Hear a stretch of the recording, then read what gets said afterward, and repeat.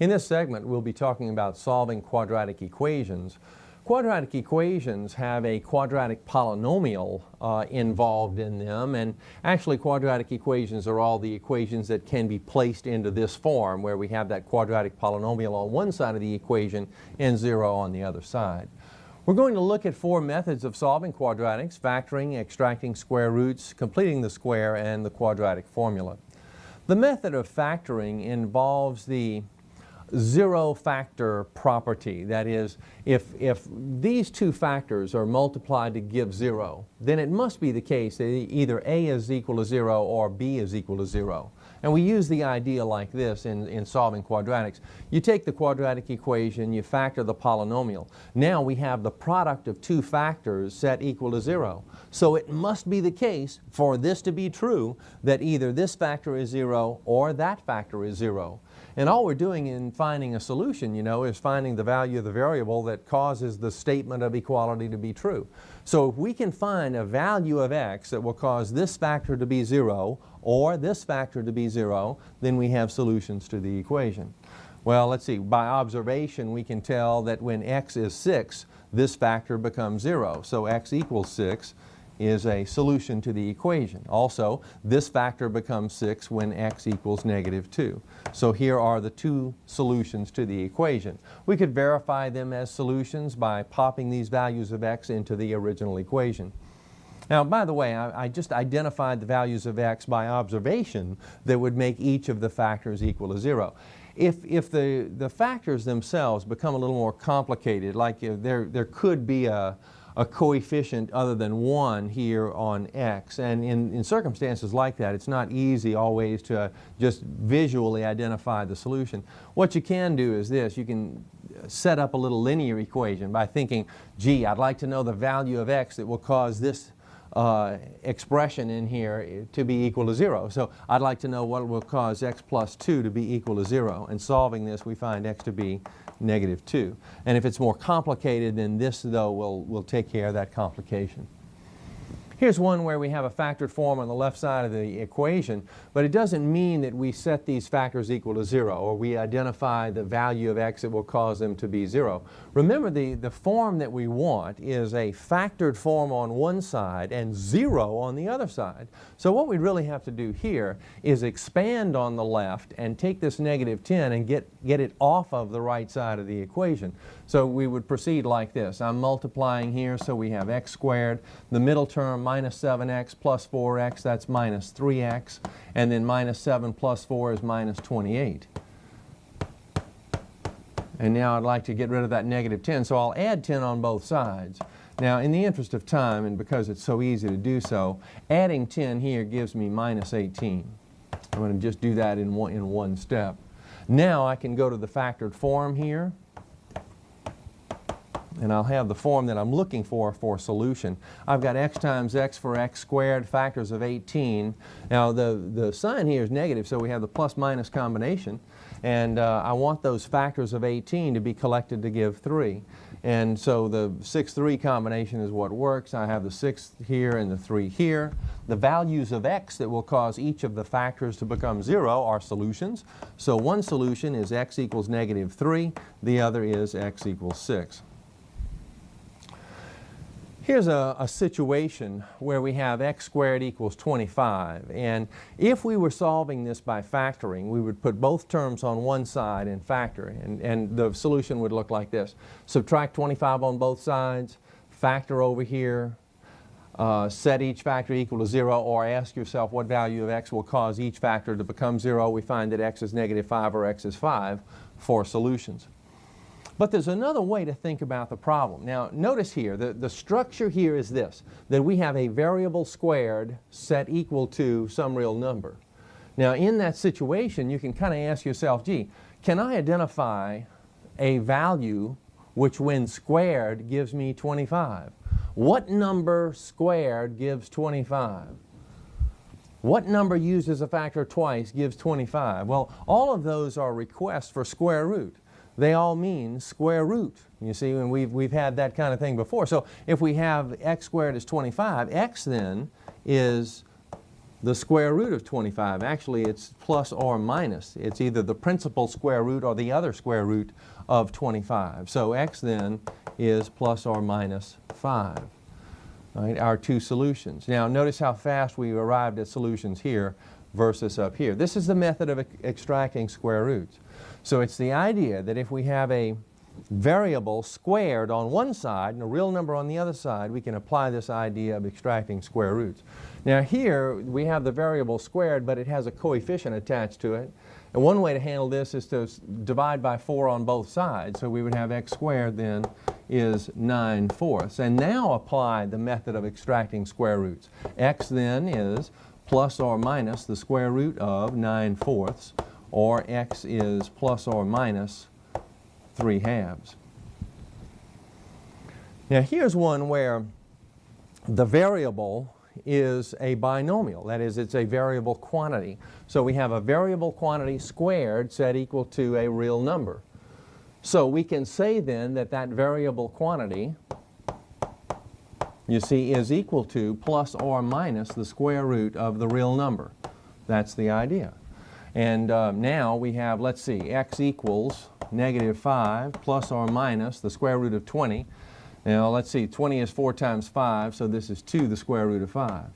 So these then are our two solutions. Now I say two solutions because one solution is -5 plus 2 root 5. The other solution is -5 minus 2 root 5. In this problem we have the variable quantity squared, then -9, both on the same side of the equation.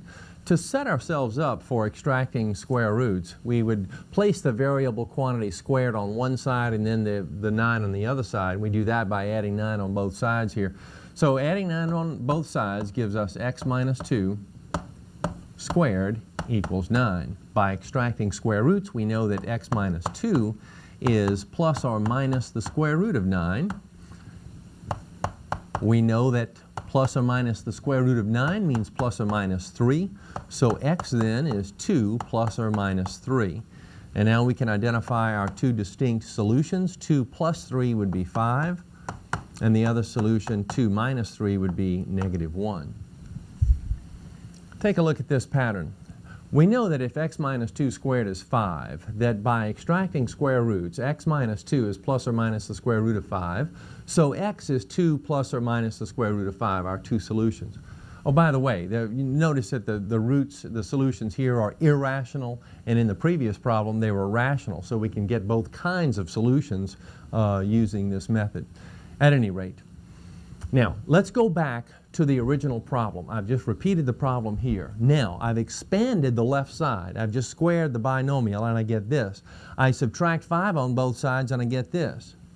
Now notice that from this form, if I were solving this quadratic equation, I would have difficulty factoring, and so I can't solve by factoring, and yet the equation we know is solvable using this idea of extracting square roots. Is there some way then that we can go from this form to this form? Well, there is a way to do that, and that method is called completing the square. That is, we can take the original equation and we can rewrite it. We're going to rewrite this as a quantity squared, as a binomial squared, you see. And that process is called completing the square. Okay, here's how it goes. We're going to first of all take the existing constant term and kick it out. We're going to add 1 on both sides. That gives us x squared minus 4x equals 1. Now notice I'm leaving some space here. The space is left for a new constant term that I'm going to invent. Now you invent the new constant term like this. You say you take half of this rascal and then square it. So half of 4, 2 squared is 4. I'm adding 4. Now whether you think of this as taking half of -4 or half of 4, it doesn't make any difference because when you square it's going to be positive anyway. So we have this. Now adding 4 on here, on this side, however, means that we need to add 4 over here to maintain the balance in the equation. All right, and now we factor over here, and this turns out to factor as, I'll go through the long method. We can take a shortcut on this in the future, but using the long method of factoring, I have x times x for x squared. The last sign is positive, so these two signs are the same. They're both negative because of that. factors of 4, 2, and 2. Notice that it is x minus 2 squared that we have here, and 5 on the other side. And now we can use our method of extracting square roots. Now this idea of completing the square, what we're doing really is we are completing a trinomial square. You see, this trinomial is a square because it factors into a binomial squared. A binomial squared, and when it is squared, we get a trinomial square. All right, so we are completing the trinomial square. That's the idea. Let's go through it again. We have this quadratic equation to solve, and let's say we can't factor it. We can't factor it using the methods that we know about right now. So we would go about solving by completing the square. And to do that, we take the existing constant term and kick it out. Now that means we're taking the 2 and subtracting 2 on both sides. So we have, let's see, x squared minus 6x, leave a space, and minus 2 on the right. And now we complete the square by taking half of this and squaring it and putting the result right here. Half of 6, 3. 3 squared is 9. I'm adding 9 here. But if I add 9 on the left, I have to add 9 on the right in order to maintain the balance in the equation.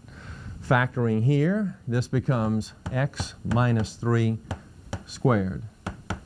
Negative 2 with 9 is 7, and away we go. Now, let me show you how I factored this so quickly. It turns out that when you take half of that amount and then square it, that if you really write this as, if I wrote this amount as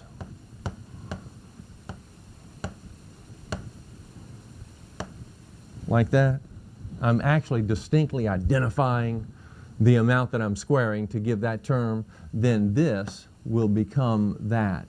Sometimes it's handy to do that, to just leave it in sort of a raw form in order to go to the factored form. It's not really important in this problem because all the numbers are pretty simple. But if this were a rather complicated situation, like a fraction, for example, or some big numbers, incredibly big numbers or something like that, then I would want to identify specifically the amount that's being squared. That is, I'm identifying specifically half of this. And I put it in parenthesis, and I show that I'm squaring it. Now, I perform that squaring to put the number over here, but by leaving it in this form, I'm identifying the second part of the factored form. Okay, with that in mind then, I have a condition where I can use extracting square roots. I know then that x minus 3 is equal to plus or minus the square root of 7. Adding 3 on both sides, I find x to be 3 plus or minus the square root of 7.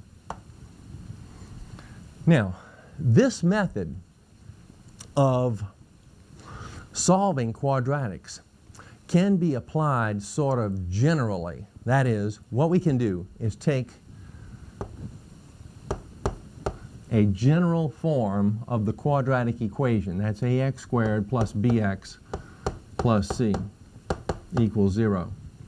And we can use the method of completing the square to solve this for x. And it gives us a formula for solving all quadratic equations. That formula is cleverly called the quadratic formula. Here's how it's derived. To derive the quadratic formula, we start with the general form of the quadratic equation. We're going to use the method of completing the square, and if you recall, our prescription in using that method is to reinvent the constant term. So we'll first subtract the existing constant on both sides of the equation, giving us this. Now, to use the method of completing the square, the leading coefficient needs to be 1. And to create that situation, we'll divide through by the existing leading coefficient of a. So we'll divide through by a and get a cancellation, giving us an x squared and therefore a leading coefficient of 1. Notice how the other terms are written here, just a distinct fractional coefficient for the x term, and on the right we'll write negative c over a.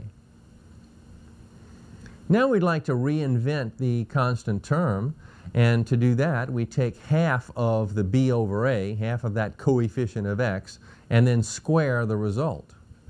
Now half of b over a is b over 2a, And b over 2a squared turns out to be b squared over 4a squared. So we're going to add b squared over 4a squared to both sides of the equation. Now we'd like to simplify on both sides. On the left side we'd like to factor, and the factorization is particularly easy if we remember the amount that we squared. Remember, we squared b over 2a to get the b squared over 4a squared. So the factorization, x plus b over 2a all squared. On the right side we're going to bring the fractions together, and I'm just going to rearrange them here.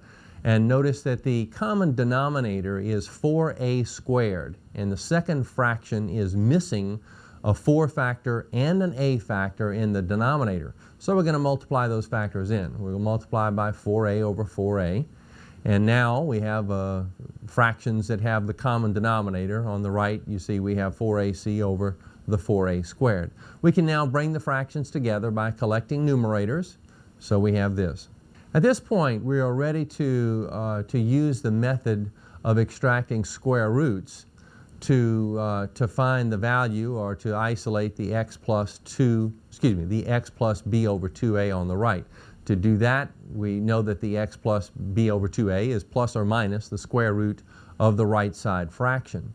Now we can think of that square root of the right side fraction as the square root of the numerator over the square root of the denominator. In the denominator, plus or minus the square root of 4a squared is 2 times the absolute value of a. But plus or minus 2 times the absolute value of a is the same thing as 2a. Now we'll isolate the x by subtracting b over 2a on both sides, giving us this.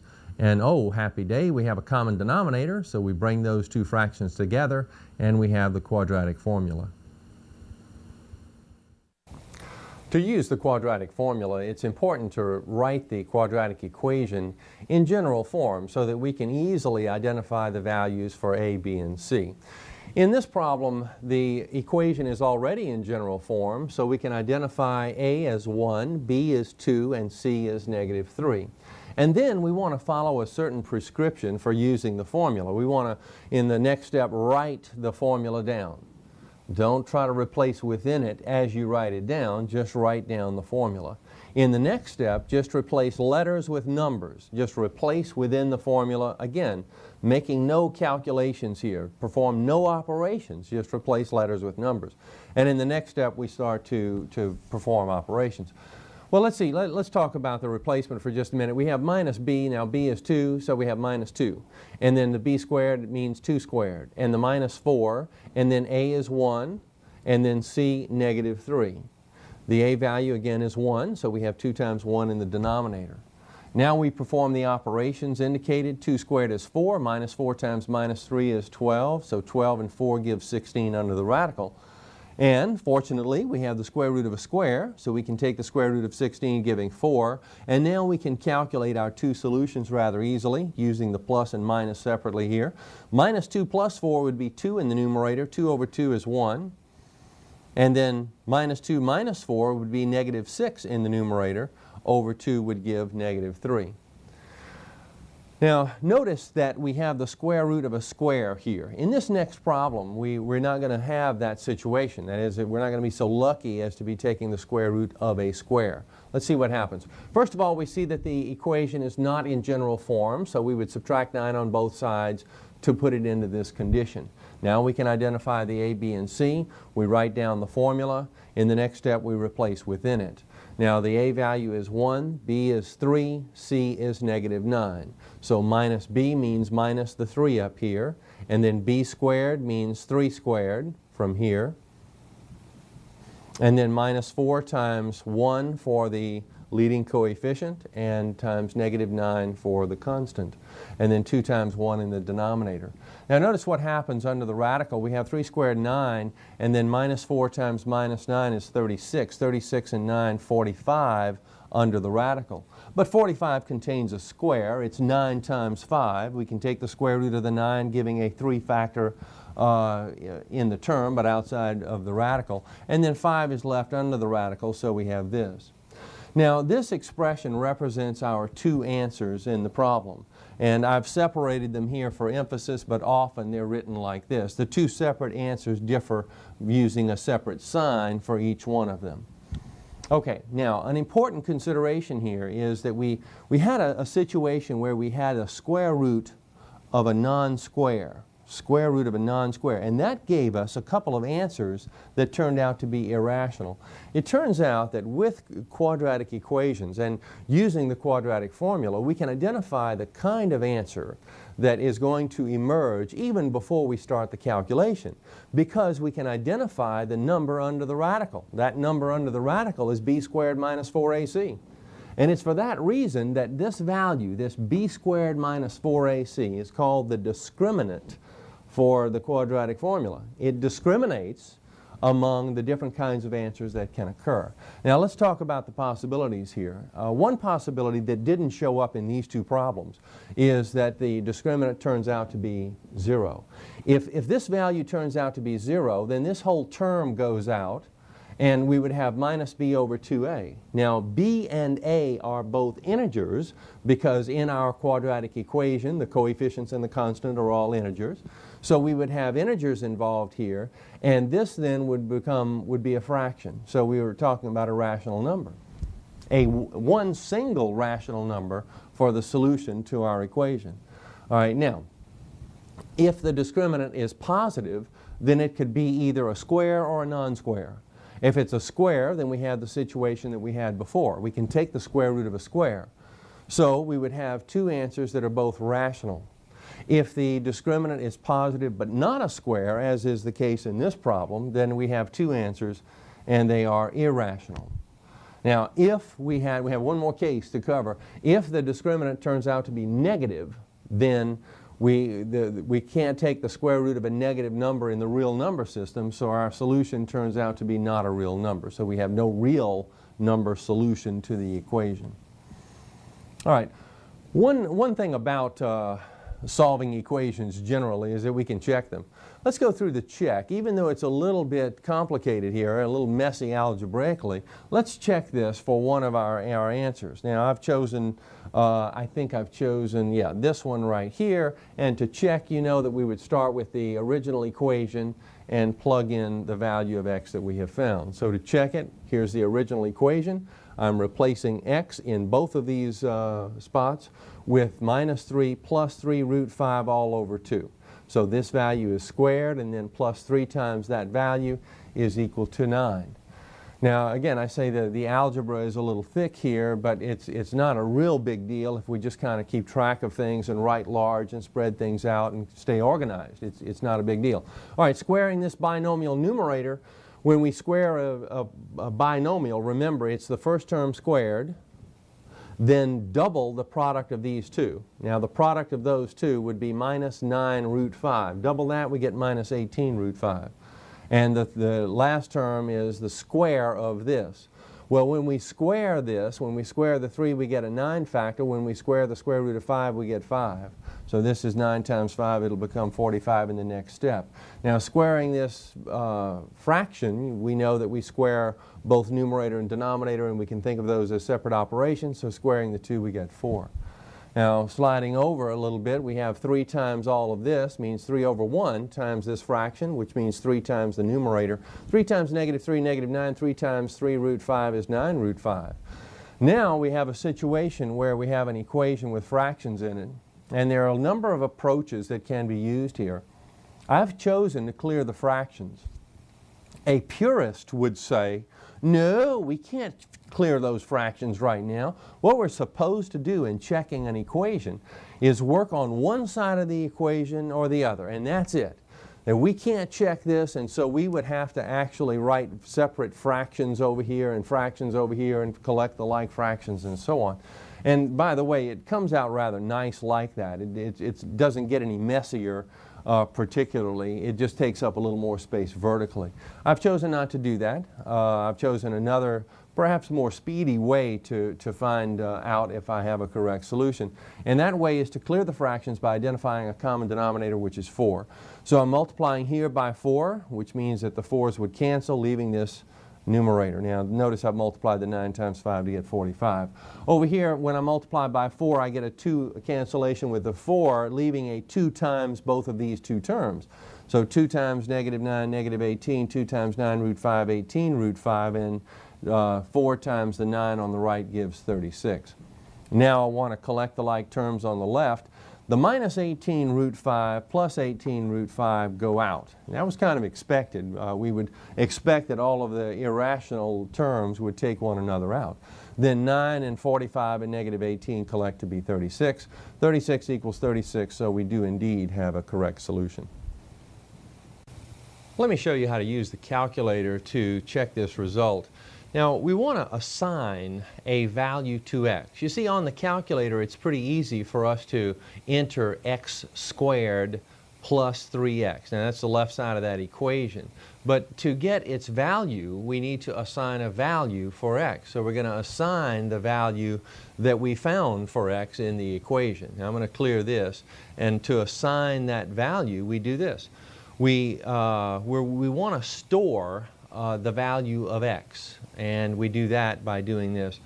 Let's enter the minus 3. Now I'm opening a parenthesis here to contain all the items in the numerator of that fractional answer.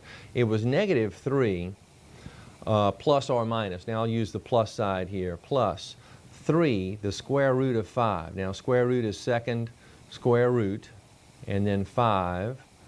I'll close parenthesis, and I'll close another parenthesis. Now, this parenthesis is closing that one, and this one is closing that one. All right, that's the idea.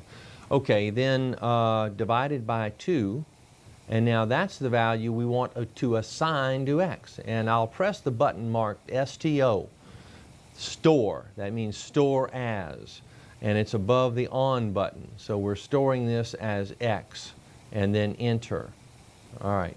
Now, and this is its value given in the calculator. Now let's enter the expression on the left side of the equation, the x squared plus 3x, and find out its value. Once I press enter, it will evaluate this for the value of x that we've assigned, and we hope it's 9 because we have 9 on the other side of the equation. Ah, yes, it is 9, so we have a valid solution. As you might imagine, many word problems lead to a quadratic equation for a solution. Here's one such problem. It involves a position equation which has to do with height and the effect of gravity on an object. The S here refers to height and the T time. Now the height is in feet and time is in seconds. So let's see, we have the height of an object is equal to negative 16 t squared plus v naught t. V naught is initial velocity, and that refers to the idea that the object that we're talking about may be traveling up or down at a particular rate of speed to begin with, and that's what v naught is all about. S naught is initial position. That's the initial vertical height. All right, so we can make calculations like this. How much time is required for an object dropped from 240 feet to reach the ground? Now this is actually a part of a problem that is posed in your textbook. Your textbook makes it a little more intriguing. Your textbook says, suppose someone working at a height of 240 feet drops a wrench, and they yell down below. Immediately they drop the wrench and say, "Look out below!" And so the sound, you see, that they're making travels to the ground, and so is the wrench. And the question posed is, would someone down on the ground have time to get out of the way? And it's determined that the sound goes very, very fast and therefore takes less than 1 second to reach the ground. Now what about the wrench? Well, we can find out how long it takes for the wrench to reach the ground by using our position equation. Now remember, S is the height, and T is time, and V naught is initial velocity. But if we're dropping something, then the initial velocity is 0. We're just starting with nothing for an initial velocity, and the gravity is causing that velocity to take place or to begin to take place after that moment. And the initial height is 240. All right, now the height here, the S, is the height at the end of the problem. Now we're talking about time it takes for this object to reach the ground, But what is the height when something reaches the ground? Well, the height is 0. So we replace s with 0, and then we're looking for t, so we bring down the t squared. We're looking for the t, we bring down this t, but initial velocity is 0, and the initial height is 240. So now we have to solve this equation. Now, there are a lot of ways to solve the equation. We've learned about 4 different ways to solve quadratic equations at this point. We could pop it into the quadratic formula if we want to, but because we're missing a first degree term, this lends itself well to solving by extracting square roots. So here's what I'll do. I'm adding this term on both sides to give this. I divide on both sides by 16 to find t squared to be 15. So if t squared is 15, then t is plus or minus the square root of 15, but only the positive value makes sense when we're talking about time. Time has no negativity associated with it in terms of what we're talking about here. And so the time then is approximately 3.87, and that's seconds. So it'll take the wrench 3.87 seconds to reach the ground, and look out below took about, well, a little less than a second, and so a person down below has about 3 seconds to get out of the way. Plenty of time to be safe. A model rocket is projected upward from ground level according to the height equation h equals -16t squared plus 192t, where h is the height in feet and t is the time in seconds. Let us answer a couple of questions here.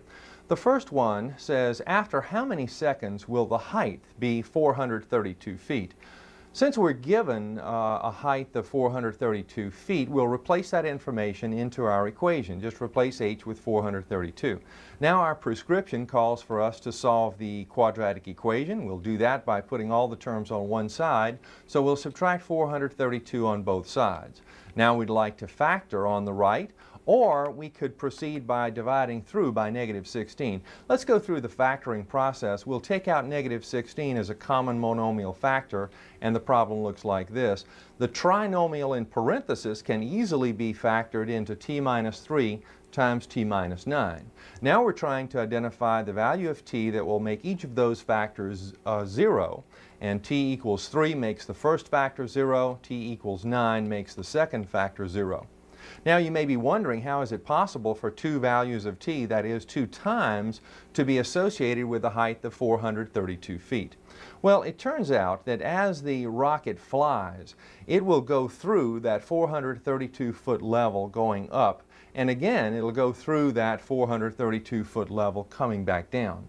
So we'll write our answer as the rocket will be at a height of 432 feet after 3 seconds going up, and again after 9 seconds coming down. Consider this question.